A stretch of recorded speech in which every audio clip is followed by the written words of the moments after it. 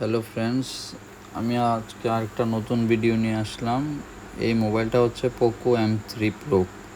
তো আমি পুরোটা ভিডিও দিইনি।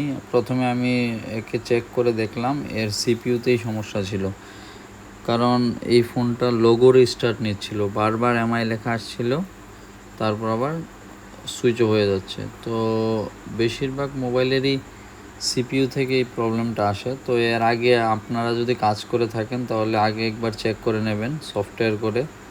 তো আমি এটা দেখে নিয়েছিলাম, তাই আমি ডাইরেক্ট সিপিইউতেই কাজ করছি। তো দেখতে পাচ্ছেন আমি কিভাবে সাইডের গ্লুগুলোকে কেটে নিচ্ছি। এটা ব্ল্যাক পেস্টেড গ্লু দেওয়া আছে। তো আগের সাইডগুলো ভালোভাবে কেটে পরিষ্কার করে নিতে হবে, নাহলে সিপিইউটা ভালোভাবে ওঠানো যাবে না।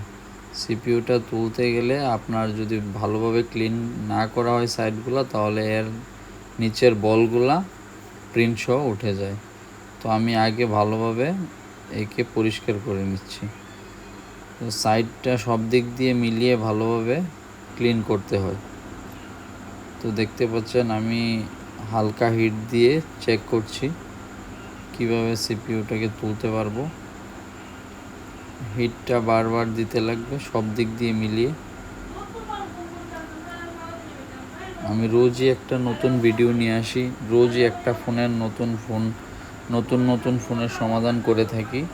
তো আমার ভিডিওগুলো দেখতে পারলে আপনি জানতে পারেন যে কিভাবে ফোনগুলোকে সারতে হবে। প্রত্যেকটা ফোনের রোগ আলাদা হয়, আগে ফোনটাকে ডায়াগনোসিস করে তারপর চেক করতে হবে যে কী সমস্যা আছে। তো আমি প্রত্যেক দিন করি, তার জন্য বেশিরভাগ প্রবলেমটা দেখলে বুঝতে পারি। তো আপনারা ভালোভাবে কাজ করার আগে একবার চেক করে নেবেন কী সমস্যা, কি সিপিইউ থেকে আছে নাকি অন্য সমস্যা।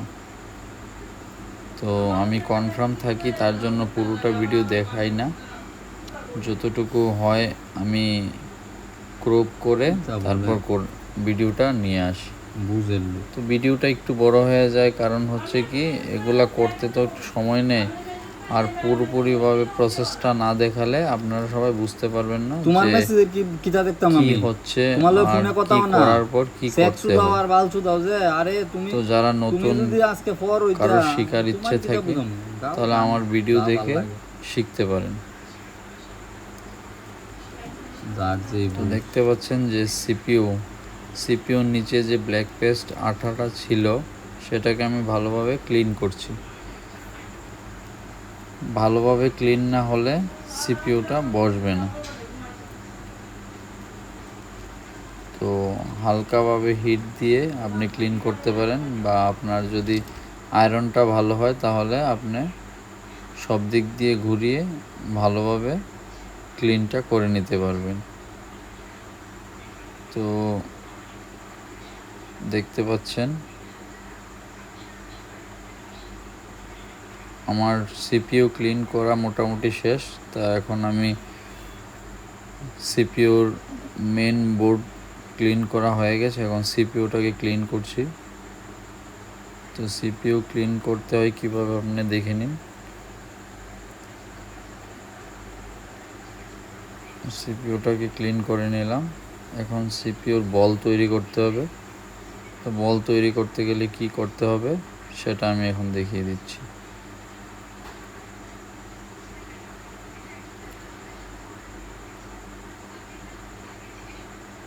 এই যে দেখুন, আমি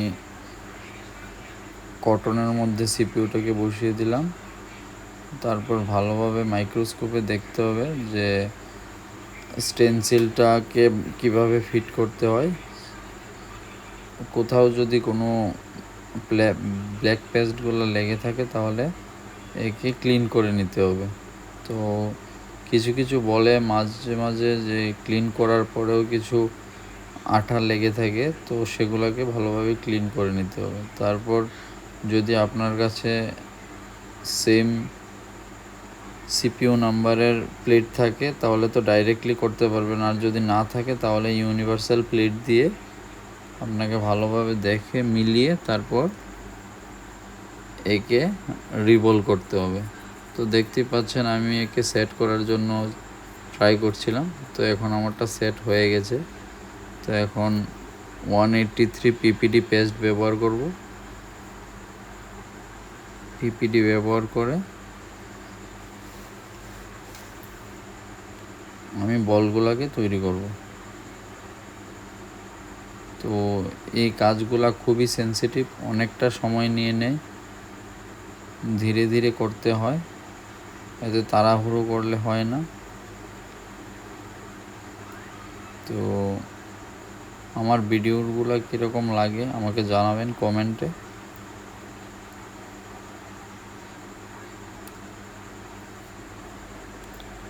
দেখুন আমি সিপিউর বলগুলো বানিয়ে নিয়েছি। তো বলগুলো ছোট বড় যাতে না হয় তাতে আমি একটু পেস্ট দিয়ে একে আবার ভালোভাবে হিট করে নিচ্ছি। এমনটা করলে সবগুলা বল সঠিক পরিমাণে হয়ে যায়। বলগুলার সাইজ ছোট বড় হবে না, আর যদি ছোট বড় হয়ে থাকে তাহলে একে আবার ভালোভাবে কেটে তারপর আবার নতুন করে বলগুলো বানাতে হবে। তো দেখতে পাচ্ছেন আমি হিট দিয়ে বলগুলোকে সঠিক পরিমাণে বানিয়ে নিচ্ছি। ছোট বড় রাখবো না, একদম মিল মতো করে নেব। যদি ঠিকঠাক না হয় তাহলে ফোনটাতে লাগালেও সিপিইউটা আর কাজ করবে না। তো আমার সিপিইউটা রেডি হয়ে গেছে লাগানোর জন্য। তো আমি মাদারবোর্ডে ইনস্টল করছি। সিপিইউটাকে আবার সঠিক মার্কিং অনুযায়ী সিপিইউকে বসায়ে তারপর ভালোভাবে হিট দিতে হবে সব দিক দিয়ে মিলিয়ে। তো দেখতে পাচ্ছেন আমি চারদিক দিয়ে মিলিয়ে টেম্পারেচারটা কন্ট্রোল করার জন্য আমি হালকা গ্লু দিয়ে চেক করে নিচ্ছি যে হিটটা ঠিক আছে কি। হিট যদি বেশি হয় হিটটাকে একটু কমিয়ে নিতে হবে। তারপর আপনার চারদিক দিয়ে হিটটা দিতে হবে সমানভাবে, দিয়ে টুইজার দিয়ে হালকাভাবে একটু নাড়া দিয়ে দেখতে হবে এটা ঠিকভাবে বসেছে কি। দেখতে পাচ্ছেন আমি সব দিক দিয়ে হিট দিয়ে দিচ্ছি ভালোভাবে। হিট দিয়ে আমি একটু নাড়িয়ে দেখে ফেললাম।